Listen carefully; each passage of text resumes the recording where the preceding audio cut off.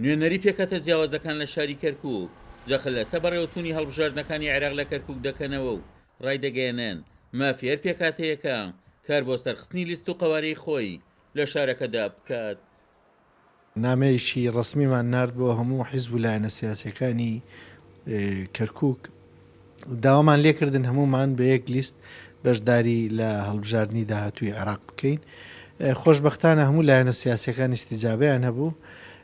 لە دوایەوە ئێمە دوو کۆبوونەوەمان کردووە لە هەردوو کۆبوونەوەکەیە قسە لەسەر هەموو ئەم بابەتانە کراوە لەسەر وەزعی ئێستای کەرکووک، لەسەر وەزعی کورد لەم ناوچانە، لەسەر وەزعی کورد لە ئەوانی کە ئاوارە بوونە وە بیرمان لەوە کردوتەوە هەموو لایەکمان بە یەک لیست بەشداری بکەین تا ئەم دەقەیە هەمومان کۆکین لەسەر ئەوەی بە یەک بەرنامە بە یەک لیست بەشداری بکەین و کۆبوون آخر کۆبوونەوەشمان قسەمان لەسەر ناوی لیست و لۆگۆی لیست و تەخویلی لیست و هەموو ئەوانە کردووە.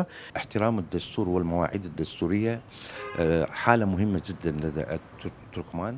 ڕێزگرتن لە دەستور و وادە دەستوریەکان حاڵەتێکی زۆر گرنگە بە نسبەت تروکمانەوە.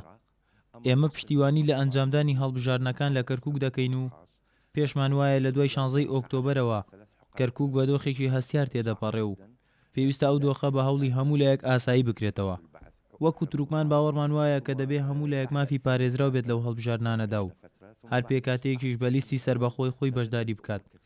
دادپەروەریش کاتێک بەدی دێت هەموو پێکاتەکان مافیان وەک یەک پارێزراو بێت و ئەو خێزانانەشی ئاوارە بوونە مافی بەشداریکردنیان پارێزراو بێت. بالتأكيد نحن نعمل كمكون عربي على عمل الانتخابات كأنها جارية في موعدها.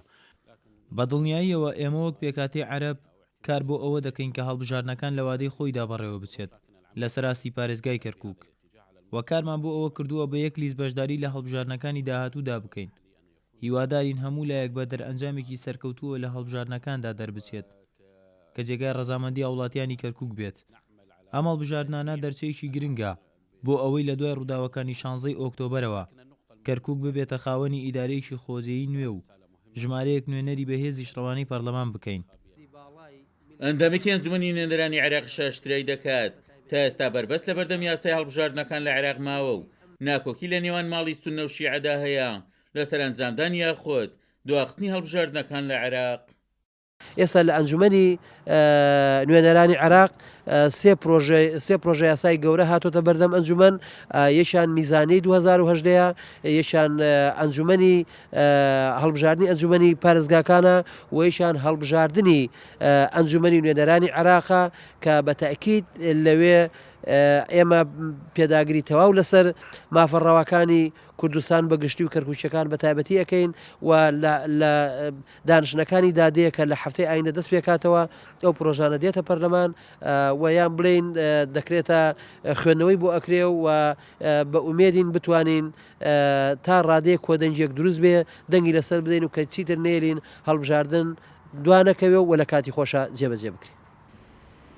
بەپی دوای زانیاریەکانی کورسات نیوزیش لایەنە کوردستانیەکان لە کەرکووک لە چاوەڕوانی دوا کۆبوونەوەیاندان کە لەبارەی یەک لیستی لە کەرکووک ئەنجامی بدەن و تا ئێستا ئەگەری بەهێزەوەیە کە کورد لە کەرکووک بە یەک لیست بەشداری هەڵبژاردنەکانی داهاتووی عێراق بکات. عومەر غەریب، کورسات نیوز، کەرکووک.